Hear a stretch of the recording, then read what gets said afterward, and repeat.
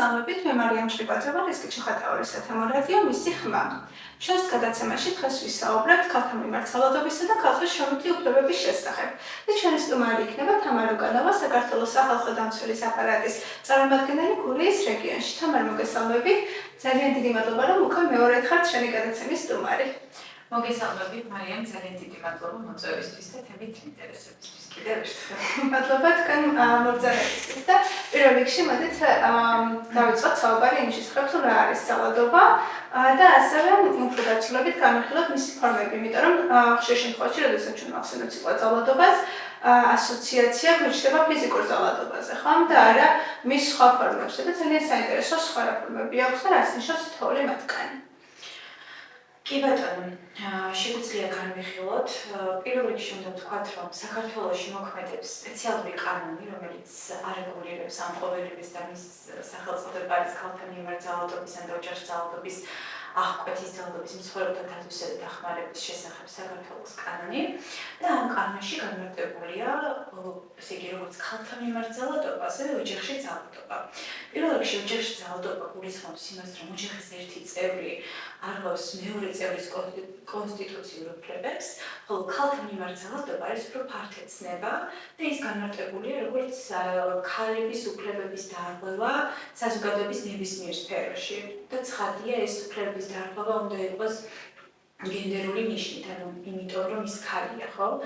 მათ შორის შეიძლება იყოს პირობითად სექსუალური შევიწროება, რომელიც ქალების მიმართ ძალადობის ერთ-ერთ ასე ვთქვათ ფორმად განიხილება. თუმცა თანმიმდევრობით რომ მივყვეთ ძალადობის ფორმებს, პირველ რიგში უნდა ვთქვათ, რომ აქვე დავძინოთ, რომ ამ კანონის მიზნებისთვის, რომელიც ჩვენ ვახსენეთ, ქალად ითვლება მათ შორის 18 წელს მიუღწეველი მდედრობითი სქესის წარმომადგენელი, ამიტომ ამ ნაწილშიც თავიდანვე რომ ესე განმარტოთ. რაც შეეხება ძალადობის ფორმებს. ძალადობის ფორმები, რამდენიმე ფორმა არსებობს, ვიცით და ყველაზე ხილული და ყველაზე მარტივად იდენტიფიცირებადი, ეს არის ფიზიკური ძალადობა. ფიზიკური ძალადობა გულისხმობს ცემას, წამებას, ჯანმრთელობის დაზიანებას, თავისუფლების უკანონო აღკვეთას ან ისეთ მოქმედებას, რომელიც იწვევს ფიზიკურ ტკივილს ან ტანჯვას, მათ შორის ჯანმრთელობასთან დაკავშირებული საჭიროებების დაუკმაყოფილებას, რომელმაც შეიძლება მსხვერპლის ჯანმრთელობის მდგომარეობის გაუარესება ან სერიოზული წილი გამოიწვიოს. ასე განმარტავს კანონი ფიზიკურ ძალადობას. მეორე ძალადობის ფორმა არის ფსიქოლოგიური ძალადობა, რაც გულისხმობს შანტაჟს, დამცირებას, შეურაცხყოფას, მუხარას ან ისეთი მოქმედებას, რომელიც იწვევს ადამიანის ღირსების და პატივის შევახვას და ვთქვათ, შემდგომ უკვე გრძელვადიან პერსპექტივაში მის შეიძლება გამოიწვიოს მისი თვით შეფასების დაქვეითება და ასე შემდეგ, რაც საერთგვარი შედეგი არის ამ ფსიქოლოგიური ძალადობის. ასევე იძულება, ეს არის ადამიანის ფიზიკური თუ ფსიქოლოგიური იძულება შეასრულოს არ შეასრულოს ისეთი მოქმედება, რომლის განხორციელებისგან თავის შეკავებაც არის უშუალოდ მისი უფლება, ან განიცადოს საკუთარ თავზე ისეთი თავისი ნებასრულის, ესე ვთქვათ, საწინააღმდეგო მოქმედება. შემდეგი ძალადობის ფორმა არის სექსუალური ძალადობის ფორმა და ამ ნაწილშიც უნდა განმარტოთ, რომ ძალიან ხშირად ადრეც იყო განხილული ვთქვათ პარლამენტში და რამდენად შეიძლება მაგალითად მეუღლე იყოს სექსუალური ძალადობის მსხვერპლი, ამაზე იყო ძალიან ბევრი მსჯელობა, მათ შორის არასერიოზული, თუმცა უნდა ვთქვათ აქ, რომ ნებისმიერი ადამიანი შესაძლოა იყოს სექსუალური ძალადობის მსხვერპლი და სექსუალურ ძალადობას ასე განმარტავს ჩვენი კანონი, ეს არის სქესობრივი კავშირი ძალადობის მუხარით ან მსხვერპლის უმწეობის გამოყენებით. გარდა ამ ფორმებისა არსებობს კიდევ ეკონომიკური ძალადობა, რომელიც ასევე გავრცელებული ფორმაა, ეს არის ქმედება, რომელიც იწვევს საკვებით, საცხოვრებლით, ნორმალური განვითარების პირობებით, უზრუნველყოფის საკუთრების და შრომის უფლებების განხორციელების, ასევე თანასაკუთრებაში არსებული ქონების სარგებლობის და კუთვნილი წილის განკარგვის უფლების შეზღუდვას. ესეც ძალადობის ერთ-ერთი ფორმა და აქვე უნდა ვთქვათ ისიც, რომ ყველაზე მარტივად იდენტიფიცირებადი არის ფიზიკური ძალადობა, როგორც წესი, იმიტომ რომ უფრო ხილულია და შესაბამისად მისი იდენტიფიცირება უფრო მარტივია. ძალადობის სხვა ფორმები უფრო შეფარული ფორმის არის, ასე ვთქვათ, და უფრო რთულია ხოლმე მათი, ასე ვთქვათ, იდენტიფიცირება და გამოვლენა და ამიტომ სამასაც უნდა გაიცნოს ხაზი. დიდი მადლობა თამარ, მნიშვნელოვანი ინფორმაცია, რომ ფსიქოლოგიური ძალადობაც, ასევე სიტყვიერი მორალური ძალადობაც არის ჩვეულებრივი ძალადობა და შესაბამისად უნდა იქნეს მიმართვიანობაც და შესაბამისად უნდა გავუკლავდეთ მას. თქვენ ახსენეთ ახლა სამუშაო ადგილიც მათ შორის, ხო?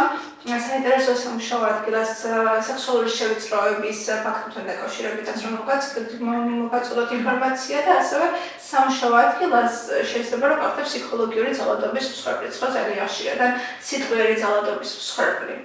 კი ბატონო.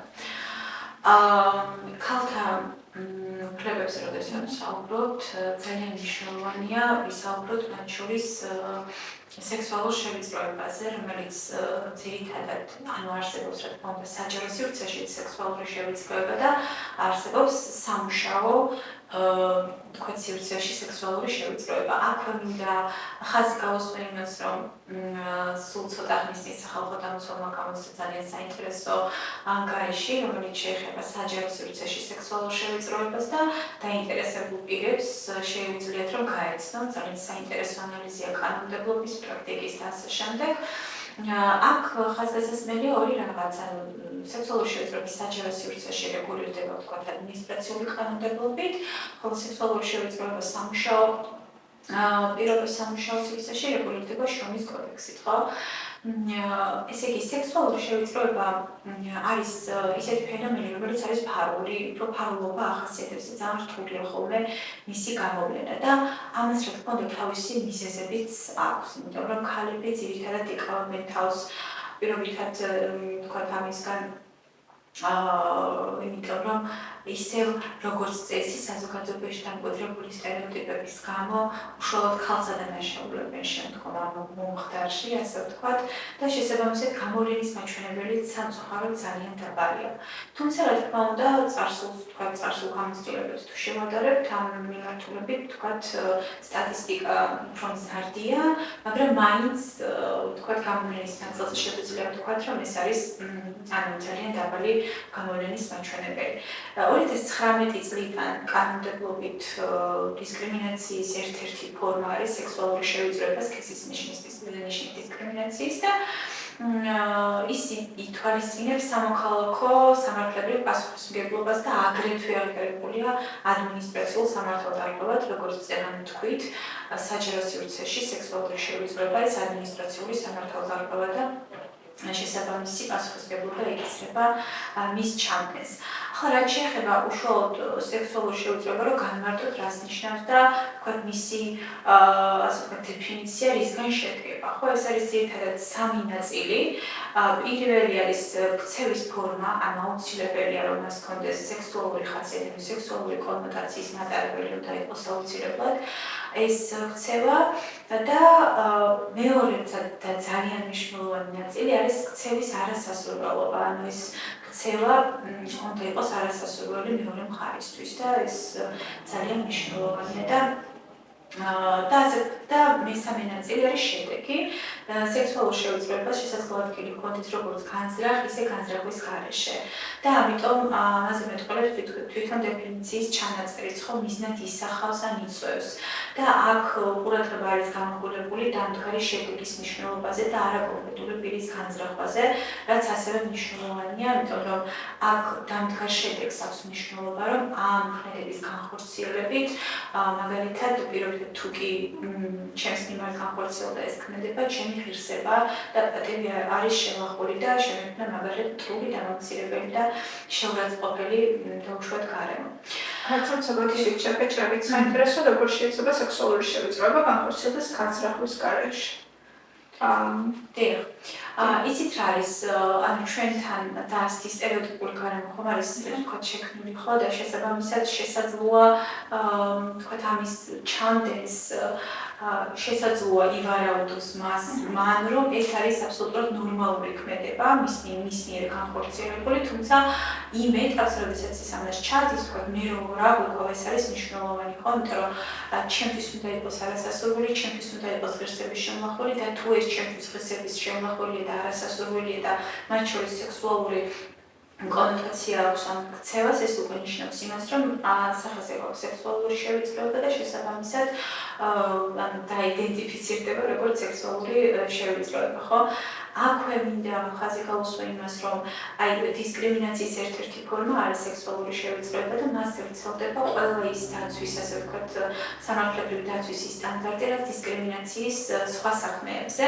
ოღონდ სექსუალური შევიწროების დადგენის ტესტი განსხვავდება მაგალითად დისკრიმინაციის სხვა შემთხვევებისგან და რითი. მაგალითად, თუ კი დისკრიმინაციის შემთხვევებში, თქვა ჩვენ პირობითად თუ მე დისკრიმინაციის მსხვერპლი ვარ, განვიხილავთ ასე ხო ვიღაცასთან შედარებით ვარ, თქვა არა თანასწორ მდგომარეობაში, ამიტომ მე მჭირდება კომპარატორი, ანუ ასე ვთქვათ, შესაძლებელი სუბიექტი, ვისთან შედარებით ვარ მე არათანასწორ მდგომარეობაში. რაც სექსუალური შევიწროების შემთხვევაში ჩვენ არ გვაქვს, ანუ არ გვჭირდება, ისინი თავითვე გულისხმობს, რომ მოკლედ სექსუალურ შევიწროებას, ასე ვთქვათ, სავარაუდო მსხვერპლს არ ყავს კომპარატორი და არ გვჭირდება ეს, ასე ვთქვათ, შესაძლებელი სუბიექტი. ეს არის ერთ-ერთი მნიშვნელოვანი განსხვავება, ასე ვთქვათ, დისკრიმინაციის სხვა შემთხვევებისგან. აქვე უნდა აღინიშნოს, რომ სახალხო დამცველს მინიჭებული აქვს მანდატი დისკრიმინაციის შემთხვევების დადგენის და ჩვენ თუ სამუშაო ადგილზე ვთქვათ, საუბრობთ ახლა ხო, ვთქვათ, სექსუალურ შევიწროებაზე, შეგვიძლია თუ კი ასეთი ფაქტი ხდება, მიმართოთ სახალხო დამცველს, მათ შორის შრომის ინსპექციას და სასამართლოს. აქვე უნდა აღინიშნოს, რომ სასამართლოსთვის მიმართვის ვადა კანონმდებლობით განსაზღვრული 1 წელი. სახალხო დამცველს ასეთი ვადა არ აქვს და შეუძლია თქვა ნებისმიერმა პირმა მიმართოს თქვა რა დროც არ უნდა იყოს გასული ერთადერთი შეზღუდვა აქვს სახალხო დამცველს, მას არ შეუძლია მიიღოს სექსუალური შევიწროების სავარაუდო შემთხვევების შესახებ განცხადებები, თუ კი ეს მოხდა 2014 წლის მაისამდე, ანუ მანამდე ვიდრე ანტიდისკრიმინაციულ კანონმდებლობას მიიღებდნენ. ეს არის ერთადერთი შეზღუდვა. გარდა ამისა, ვთქვათ, სახალხო დამცველის მიერ გაცემული რეკომენდაციები, მათ შორის სექსუალური შევიწროების ფაქტის დადგენის შესახებ შესაძლებლობა სავალდებულო შეიძლება გახდეს, მხოლოდ სასამართლოს გზით. ანუ იმას გულისხმობ, რომ როგორც ასეთი სახალხო დამცველის რეკომენდაციები სავალდებულოდ შესაძლებელი არ არის, თუმცა თუ პირობითად სახალხო დამცველის მიერ გაცემულ რეკომენდაციას კონკრეტულმა პირმა ან მეწარმე სუბიექტმა დაუშვათ არ უპასუხა, ან არ გაიზიარა და არსებობს საკმარისი მტკიცებულებები, რომლებიც დისკრიმინაციის სექსუალური შევიწროების ფაქტს ადასტურებს, სახალხო დამცველი უფლებამოსილია, როგორც დაინტერესებულმა პირმა მიმართოს ადმინისტრაციული საპროცესო კოდექსის და ან სამოქალაქო საპროცესო კოდექსის შესაბამისად სასამართლოს და მოითხოვოს მისი, ასე ვთქვათ, რეკომენდაციის შესრულება უკვე სასამართლოს გზით და მოგეხსენებათ, მე სასამართლო გადაწყვეტილება უკვე სავალდებულოა შესასრულებლად ყველასთვის. მადლობა, თამარ, ძალიან კარგი რაღაც ახსენეთ, რომ სახალხო დამცველის შემთხვევაში პრეცედენტს, სავალდობის პრეცედენტს არ აქვს ხანდასმულობის წესის წარადგმობა ვადა, ხო? იმიტომ რომ ხშირ შემთხვევაში, როდესაც ქალები განსაკუთრებით ბოლო პერიოდში ამბობენ, რომ ისინი იყვნენ სექსუალური სავალდობის მსხვერპლები სამსახურეობრივ გარემოში, ძალიან ბევრი ადამიანის უკავშირი არის, რომ აქამდე სათიყავი რატომ არ თქვი. და მნიშვნელოვანია ჩვენ ვთქვათ, რომ ეს არ არის ისეთი საკითხი, რაც შეიძლება მარტივად შენს თავშიც გაიარო, მოაგვარო შენ საკუთარ თავთან და მე კიდე გამოხვიდე და საზოგადოებას მოუყვე, რომ ეს ესე იყო. ამიტომ ხო, ძალიან კარგი არის, რომ ეს ხანდასმულობის ვადა სახალხო დამცველის შემთხვევაში არ გვაქვს. დიახ. ზოგადად, რა თქმა უნდა, ძალიან რთულია ქალებისთვის და ამ ფაქტის ჯერა აღიარება ვთქვათ, შემდეგ უკვე საჯაროდ საუბარი და ბევრი ქალი დღემდე მაგაზეც საუბრობდით, რომ გამოვლენის მაჩვენებელი სექსუალური შევიწროების შემთხვევაში არის ძალიან დაბალი.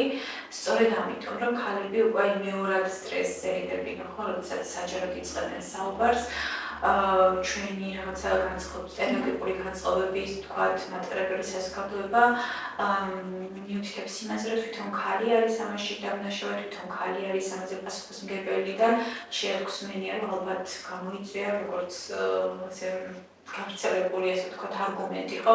ამიტომ ქალებისთვის რა თქმა უნდა ძალიან დიდი სტრესთან არის დაკავშირებული და ბევრი სამწუხაროდ ამაზე ერიდება საუბარს. თუმცა ეს რაც თქვენ ამბობთ, ეს ვადები სახალხო დამცველის ნაწილში არ გვაქვს სამართლოსგან განსხვავებით და ერთადერთი შეგვიძლია როგორც გითხარით 2014 წლის მაისამდე თუ კი არის მომხდარი ფაქტი ამას სახალხო დამცველი ვერ განიხილავს ყველა შემთხვევაში ნებისმიერ ადამიანს შეუძლია მიმართოს სახალხო დამცველს.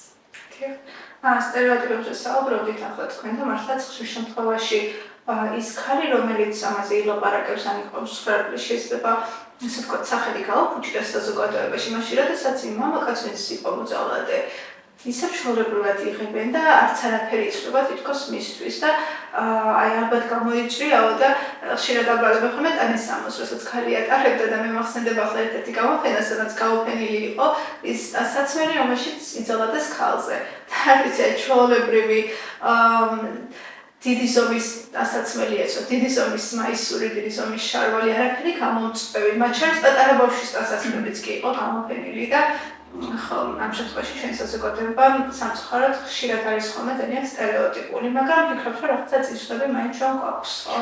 კი ბატონო, აქ უნდა განვასხვაოთ ორი რაღაც, ანუ სექსუალური ძალადობა, ანუ სქესობრივი თავისუფლების წინააღმდეგ, თქვათ, ჩადენილი დანაშაული, რომელიც არის სისხლის სამართლის დანაშაული და რომელიც სისხლის სამართლის წესით ისჯება და აქ უნდა განვასხვაოთ სექსუალური შევიწროება, რომელიც საადმინისტრაციო და სამოქალაქო წესით შეიძლება დაეკისროს ადამიანის პასუხისმგებლობა.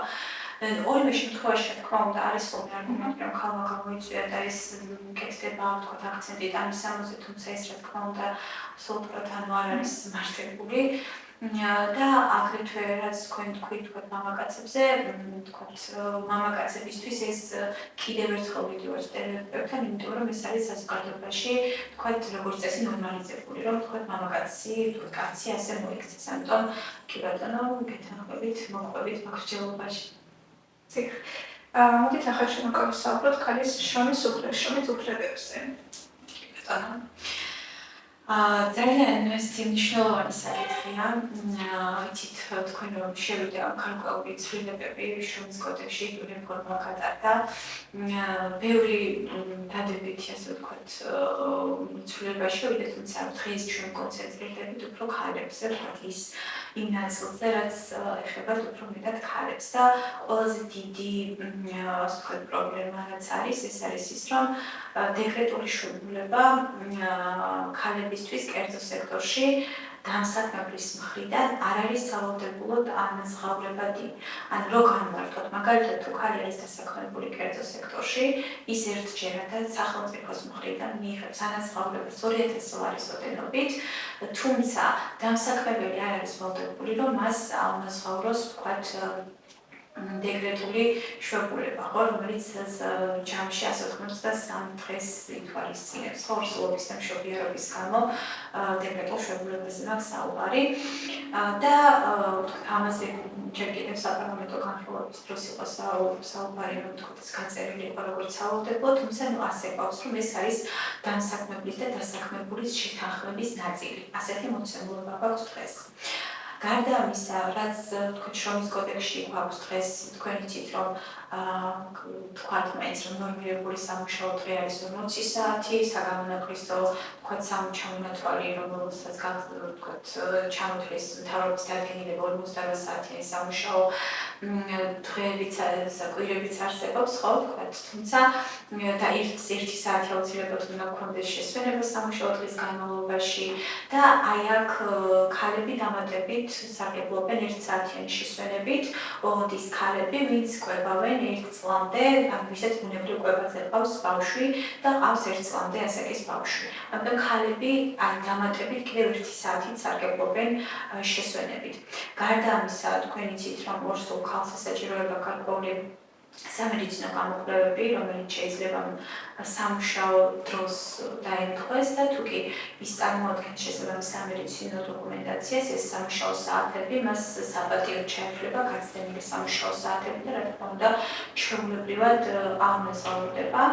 და გარდა ამისა, როდესაც გადის ეგრეთ წოდებულ დეკრეტულ შეულებაში ქალი, თქვათ რაღაც პერიოდი აქტიურად არ არის ჩართული სამუშაო პროცესში, რაც ბუნებრივია. ამიტომ თუ კი ამ დამშეულების დასრულების შემდეგ დასაქმებულის მოთხოვნით, ანუ თუ კი ქალი გამოვა და მოითხოვს, რომ ისის აუცილებელია კვალიფიკაციის ანაღლება, იმისთვის, რომ მისი ფუნქციები უფრო უკეთესად შეასრულოს, ამ დამსაქმებელი ვალდებულია ეს უზრუნველყოს, თუმცა ეს არ უნდა იწევდეს, აქ უნდა დავწინოთ, რომ ეს არ უნდა იწევდეს არაპროპორციულ ხარჯებს დამსაქმებლისთვის და ესეც რა თქმა უნდა შეფასების საგანია, თქვათ, რა შემთხვევაში შეიძლება იყოს არაპროპორციული ხარჯი.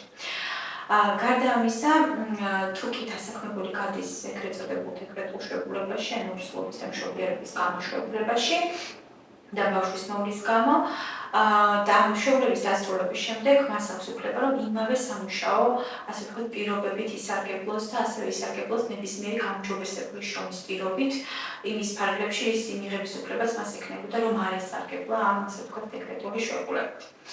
გარდა ამისა, შრომის კოდექსში გაწერილი გვაქვს ასეთი რაღაც, რომ ორსულობის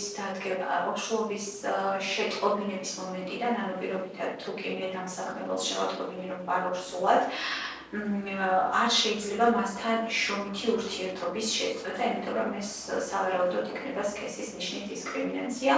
არის აქ რამდენიმე გამონაკლისი, ეს არ ეხება ისეთ შემთხვევას, თუ კი მაგალითად ხელშეკრულება იყო მათიანი და გადაგაუვიდა, ან თქვათ რაღაცა საკუთარი ნებით დატოვა ქალმა პირობითად სამსახური, ან შეიძლება მხარეთა წერილობით ისეთი შეთანხმება არსებობდა, ხო?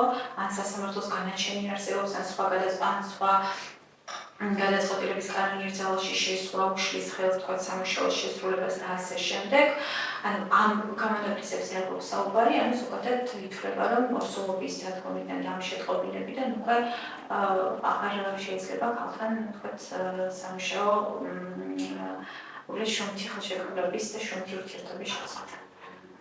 თამარ, ხშირად გავიგონებთ ხოლმე, რომ თუნდაც ინტერვიუს გასაუბრების დროსაც კი ეკითხებიან ქალებს თუ ყავს ოჯახი, თუ კი გეგმავს ოჯახის შექმნას მძიმე თუ არ არის და ასე შემდეგ. ამ შემთხვევაშიც თუ კი გვაქვს ის თუ კი მოქმედებს კანონი, რომ ესეც შეიძლება ჩაითვალოს დისკრიმინაციად გენდერული ნიშნით და თუ კი მხოლოდ ამ ნიშნის გამო, რომ ოჯახი ყავს ან არის მძიმედ არ აიყვანეს სამსახურში, თუ კი მოქმედებს კანონი. ნახეთ, დისკრიმინაციის საკრძალვა მოქმედებს ყველა ეტაპზე, მათ შორის წინასახელშეკრულებულ ეტაპზე, შრომითი, თქვათ, ხელშეკრულების დადების მომენტში, მათ შორის სამსახურთან გათავისუფლების შრომითი ურთიერთობის შეწყვეტის მომენტში, ანუ ყველა ეტაპზე ვრცელდება. ვიცით რა, დამსაქმებელს უფლება აქვს მიიღოს გარკვეული ინფორმაცია, რა თქმა უნდა, დასაქმებულის შესახებ, ოღონდ ეს უნდა იყოს რელევანტური, თქვათ, იმ სამუშაო პირობებისა და იმ სამუშაოს სპეციფიკისა, რასაც აპირებს, რომ განახორციელოს, თქვათ, დასაქმებულმა, ხო? ამიტომ ოჯახური მდგომარეობის შესახებ კითხვები, რა თქმა უნდა, არანაირ კავშირში არ შეიძლება რომ იყოს პირობითად ჩემს მიერ განხორციელებულ საქმიანობასთან ან სამომავლოდ განსახორციელებულ საქმიანობასთან, შესაბამისად, ჩვენ შეგვიძლია მათ შორის გასაუბრებოდეთ უთხრათ, რომ თუ კი თქვა კავშირში არ არის ეს, თქვათ, ჩვენს მიერ ჩვენს სამუშაო აღწერილობასთან, შესაბამისად, არ აქვს უფლება, რომ დაგვისვან ასეთი კითხვები და შეაგროვონ ჩვენ შესახებ მათ შორის ასეთი ინფორმაცია. თუ კი ფიქსირდება ამ კანონის მიღების შემდგომ კანონის დარღვევის შემთხვევები. ისიც რა არის, მაგალითად, მე შემიძლია ვისაუბრო კონკრეტულად სახალხო დამცველის შესახებ, ხო? იმიტომ რომ სხვა უწყებაზე ვერ ვისაუბრებ. ჩვენთან დისკრიმინაციის დადგენის ფაქტებზე არის მომართვიანება, სხვადასხვა ნიშნით, რა თქმა უნდა, ეს არ არის მხოლოდ თქვა სქესის ნიშანი, შეიძლება იყოს რა ვიცი, რელიგიური ნიშნით თუ პოლიტიკური მოსაზრების გამო თუ ასე შემდეგ. და ასევე, რა თქმა უნდა, სექსუალური შევიწროების დადგენისთვისაც მიმართავენ სახალხო დამცველს და შესაბამისად სახალხო დამცველი და აქ უნდა ითქვას, რომ როდესაც დისკრიმინაციის დადგენისთვის მოგმართავს, თქვათ, მხარე, მან უნდა წარმოადგინოს მტკიცებულებები, თქვათ, რომ შეიქმნეს რაღაც ვარაუდი იმისა, რომ სავარაუდო დისკრიმინაცია განხორციელდა და შემდგომ უკვე მტკიცების ტვირთი გადადის მოპასუხე მხარეზე, იმისათვის, რომ აი მან გაამტკიცოს, რომ ეს დისკრიმინაციის ფაქტი არ განხორციელებულა, ესეც შეგვიძლია ასე ვთქვათ. თუმცა თუ კი გასაუბრების დროს, მაგალითად როგორც ახსენეთ, თუნდაც გასაუბრებას ეს შეიძლება კანონი ჩვენ არ ფაქტობრივად რო ჩავიწეროთ ეს გასაუბრება, ხო ხა არავინ არ იფიქრებს, რომ დისკრიმინაციის სრული შეიძლება გავხდეთ. შესაბამისად არ გვექნება მტკიცებულება, ხო სიტყვიერი მტკიცებულება როგორც ასეთი ალბათ ცოტათი ხელშესახები არ არის და რამდენად შეიძლება ეს მაინც გამოყენებული იქნეს როგორც მტკიცებულება. იცით რა არის, ცოტა რთულია ან მაგ კონტექსტში საუბარი, იმიტომ რომ როდესაც მე ვამტკიცებ, რომ პირობითრანი დისკრიმინაციის ფაქტი მოხდა, რაიმე მტკიცებულება მჭირდება, რომ რაღაცა ჩემი არგუმენტი გავამყარო. ხო, რაღაც დასაკუთრებული ვარაუდი წარმოაჩენს იმისა, რომ თქვა ჩემს მიმართ განხორციელდა დისკრიმინაცია, ამიტომ კი ბატონო, ანუ მტკიცებულებების ნაწილში ვთქვათ, შეგვიძლია აი ჩანაწერი თუ კეთდება, რა თქმა უნდა ძალიან კარგია, იმიტომ რომ შესაბამისად მტკიცებულებები ვთქვათ მოპოვების პრობლემა არ არის ხოლმე, თუმცა თუ არ კეთდება, რა თქმა უნდა საკმაოდ რთულია ხოლმე შემდგომ უკვე მტკიცება იმისა, რომ რეალურად დისკრიმინაციულ მოპყრობას ჰქონდა, ვთქვათ ადგილი. თამარ რა ხდება მამაკაცების დეკრეტული შობულების დროს ჩვენი თემა დღეს კი ქალები არის, მაგრამ რაღაც გენდერსი არის თანაც ჩვენი რადიო, მამაკაცებსაც ვისაუბროთ, რა პირობები აქვს ამ შემთხვევაში.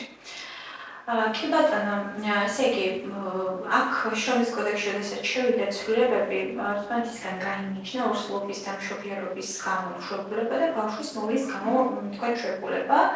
და უნდა ითქვას, რომ თქვათ ბავშვის მოვლის გამო შებულების სანახვა შეუძლია როგორც ქალს, ასევე მამაკაცს, ამიტომ მამაკაცებსაც შეუძლია ჩვეულებრივად ისარგებლონ ბავშვის მოვლის გამო თქვათ შებულებით, ასევე აღსანიშნავია, რომ თქვათ რაღაცა სტერეოტიპული მიდგომების გამო ეგრეთ წოდებული დეკრეტული შებულებით შეიძლება თქვათ კაცების სარგებლობდნენ უფრო ნაკლებად, ხო? თუმცა ეს რიცხვი სტატისტიკურად არის მზარდი და ამიტომ კი ბატონო მამაკაცებსაც აქვს შესაძლებლობა რომ ისარგებლონ დეკრეტული შებულებით ბავშვის მოვლის გამო.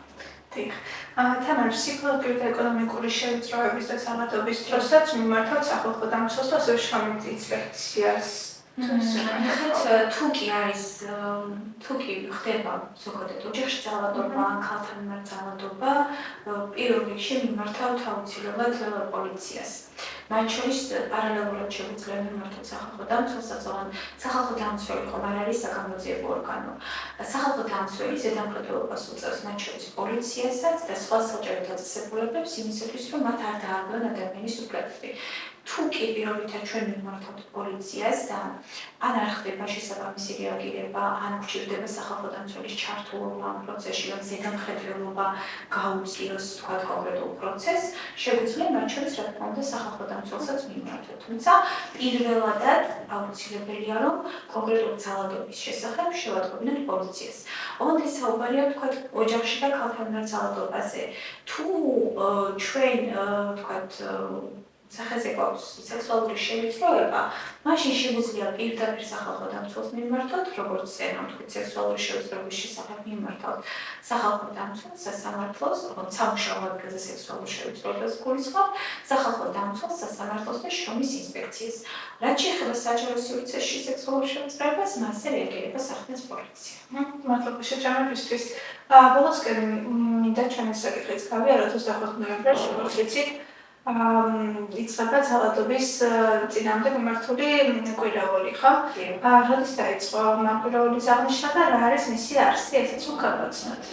კი ბატონო, ესე იგი 16 დღიანი კამპანია არის გენდერული ძალადობის წინააღმდეგ, რომელიც მსოფლიოს 187 ქვეყანაში აღინიშნება 1991 წლიდან და ძირითადად ეს კამპანია მიზნად ისახავს იმას, რომ ააღწიოს ცნობიერება გენდერული თანასწორობის შესახებ, გენდერული ძალადობის შესახებ საზოგადოებაში და სახალხო დამცველიც, რა თქმა უნდა, ყოველ წელს უერთდება ხოლმე ამ კამპანიას, სხვადასხვა გზავნილები არსებობს ხოლმე ამ კამპანიის ნახოთ წელს რა გზავნილი იქნება, თქვათ მთავარი და ჩვენს ამ კამპანიის ფარგლებში ვატარებთ ხოლმე სხვადასხვა სამიზნე ჯგუფებთან საინფორმაციო შეხვედრებს თუ ტრენინგებს გენდერული ძალადობის წინააღმდეგ, ოჯახში ძალადობის თუ ქალთან მიმართ ძალადობის წინააღმდეგ და ვცდილობთ რომ ვთქვათ მივაწოდოთ უფრო მეტი ინფორმაცია.